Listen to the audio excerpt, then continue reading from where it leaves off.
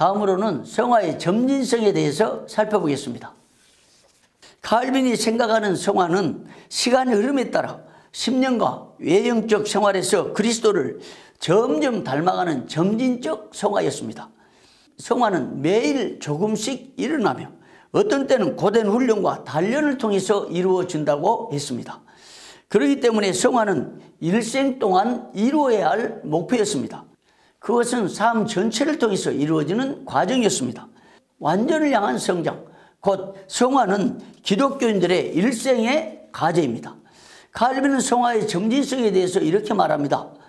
우리의 삶은 우리가 예수 그리스도께 도달할 때까지 성장해야 하는 것이다. 그래서 하나님의 나라는 우리 안에서 점점 커 나가야 한다. 우리 속에 누룩과 같은 작은 하나님의 말씀이 씨앗이 떨어질 때 그 말씀이 자라서 우리의 영혼을 성화로 이끌어가고 그리스도를 닮아가도록 안내해 가는 것입니다. 성화는 우리 안에서 계속적으로 이루어지는 성령의 작업입니다. 성령은 자기 백성들을 계속적이고 점진적으로 다시 만들어가는 것입니다. 그래서 성화는 일순간에 이루어지는 것이 아니라는 겁니다. 고린도전서 1장을 주석할 때 칼빈은 성화에 대해서 이런 말을 했습니다. 이 회복은 단 1분 만에 또는 하루에 또는 1년에 완성되지 않고 하나님께서 그의 선택한 자 안에서 육체의 부패를 계속적인 시간의 연속성 속에서 참으로 조금씩 제거하신다. 그는 그들의 더러움을 깨끗하게 하며 그들이 자신에게 성전으로서 봉헌하게 하며 참으로 경건한 마음의 계획을 쉬지 않는다. 그래서 그들은 회개를 하며 이것은 죽을 때까지 결코 끝나지 않는다는 것을 안다. 칼빈에게 있어서 성화의 진보는 곧 신앙의 성장이었습니다. 성화의 점진성을 말하면서 동시에 신앙의 점진적 성장도 말했습니다. 하나님을 아는 지식에 있어서나 하나님의 형상을 닮아가는 부분에 있어서는 동일하게 점진적으로 진보되어 간다고 했던 것입니다. 그런 진보가 미약하게 시작됐다 할지라도 성령의 도우심으로 인하여 점점 역동적인 힘을 발휘해서 온전을 향하여 나아갈 수 있다고 본 것입니다. 그런 점에서 그리스도인은 지상에서 경주자의 삶을 산다고 볼 수가 있습니다. 원래 운동 경기에서는 한 사람만 상을 받습니다. 하지만 기독교인의 경주에서는 많은 우승자가 있을 수 있습니다. 이에 대해서 칼빈은 이렇게 말합니다.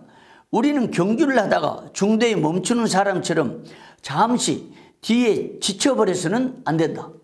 반대로 죽음만이 우리의 경주의 종지부가 되어야 하는 것이다.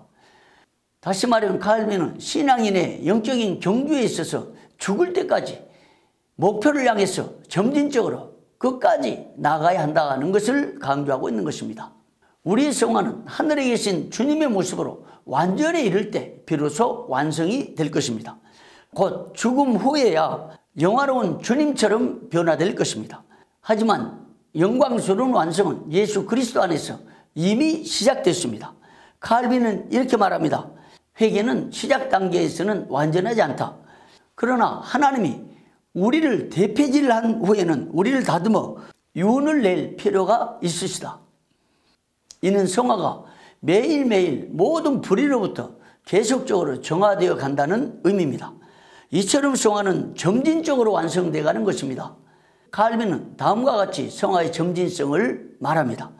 매일매일 조금의 전진도 하지 못하는 사람은 아무도 없다. 빈약한 성공이라 해서 좌절하지 말아야 한다. 우리 바람에 비해서는 성취가 제 아무리 작게 보이더라도 어제보다 오늘이 나을 때 우리의 노력은 좌절하지 않게 되며 진정한 마음의 열정을 가지고 우리는 목표에 이를 수 있게 된다. 성화의 점진성이 바로 이렇습니다. 이처럼 칼빈에 따르면 성화는 하루아침에 완성되는 것이 아닙니다. 성화는 보이지 않을 만큼 또 느끼지 못할 만큼 점진적으로 매일매일 말씀 안에 거할 때 성령을 의지할 때 주님의 형상을 닮아가는 과정인 것입니다.